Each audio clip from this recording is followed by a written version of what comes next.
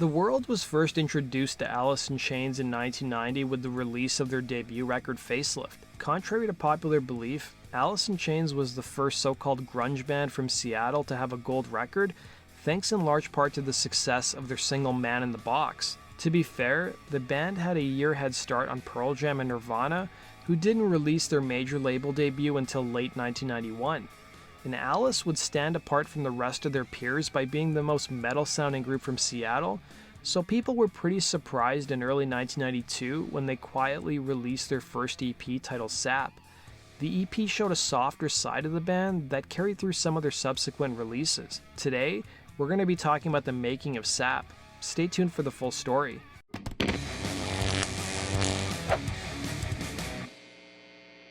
Facelift was a slow burn for Alice in Chains. Released in August of 1990, it would take almost a year before the band took off.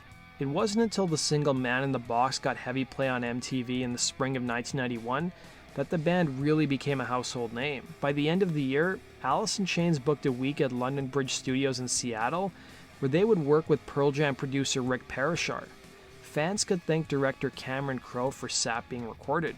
Crowe was working on the film's singles at the time and asked the band to record a song for the movie soundtrack and also provided them with the money to book time at a local studio. The band would record the song Wood for the single's soundtrack, and it would also end up being on their follow-up LP Dirt, which was released in the later part of 1992. In fact, the version of Wood that you hear on Dirt is from this very session. What people also may not know is that during these sessions, the band also recorded a demo of Rooster, but it was shelved for the time being. Apart from recording Wood and Rooster, Alice in Chains also used the studio time to record a bunch of acoustic material which would form SAP. Here's Jerry Cantrell on Lars Ulrich's podcast discussing the EP.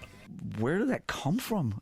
Yeah. And when you go to the record company at that time, because so much of it was controlled by the record company, Yeah. said, okay, we're going to put out, a predominantly acoustic EP. What were they saying? Yeah. Putting out that first EP was a really bold move, and it was really consequential to do that. Not because it was a huge success, because it wasn't. It became one later on, but what it did was open up the playing field for us. It made it acceptable for us early on in our career to basically do whatever the we wanted to do, exactly. Instead of just have to be a hard heavy band all the time. I think the impetus of it was just writing and around with stuff, but it was Cameron, who I saw at the Palladium show recently. I hadn't seen Cameron Crowe in a long time, Sure. but he gave us the opportunity to put a song into singles. So, but we had all this other around, like some acoustic stuff and just whatever, and we recorded it all. So they gave us money to record Wood for real. But what we did, we used that same money to record all this other that we had, and a lot of it was acoustic stuff. Oh, okay. We were like, I didn't know that we were really thinking about putting it out. The title of the EP came from a dream that drummer Sean Kinney had. We had a meeting at the office, and Sean came in, and he's like, I got a great idea, man. I had a dream last night. I'm not, I had a dream. We took those acoustic songs, and we put them out as an EP, and we called it SAP. That's no joke. When it came time to record the EP, Parashar ran a pretty tight ship, not allowing any partying, drug use, or drinking in the studio.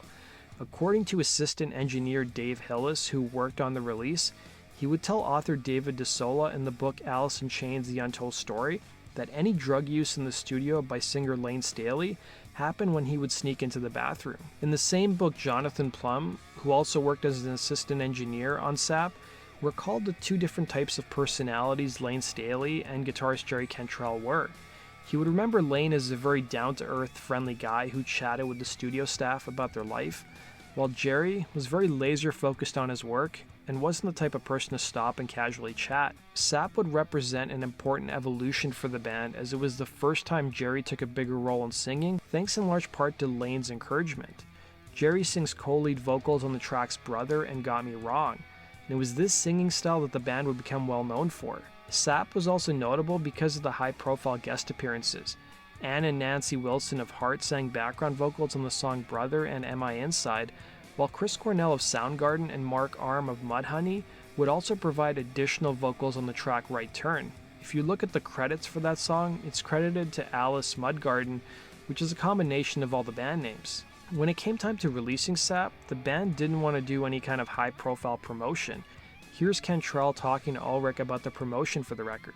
It took like 7 or 8 months, man. You know, like of less, we sold like 20,000 records, and then when Man in the Box hit, it was all over, like, you know, hundreds of thousands overnight. But we had a pretty cool record company. Don Einer he was really behind us, man, and he did a lot of creative. And so when we had this EP idea, they were cool with it too, because we had gone through it. The record had been successful, and then it was going to be a while we went through a writing process to get to Dirt, right? And we had this thing, and we're like, you know what? Let's not even advertise this thing. Let's just put it in the stores just for the fans and for people to stumble across. No ads, no nothing, no press. And they're like, we love it. It's great. But it was kind of a cool little, like an Easter egg for people to find. But then it ended up having 1 or 2 hits on it. It did, thanks to Kevin Smith. It was in Clerks, and Got Me Wrong kind of became a hit a little bit later. It was just kind of a gamble. I'm so glad that we did that, because it set a wider playing field. It widened the fucking field for us. And in 1994, Alice in Chains released their follow-up EP, Jar of Flies, which featured a limited edition vinyl version that also came with SAP. SAP would also give Alice in Chains the confidence to literally do whatever they wanted in the studio from that point onwards. That does it for today's video, guys. Thanks for watching. Be sure to like button and subscribe, and we'll see you again on Rock and Roll True Story sticker.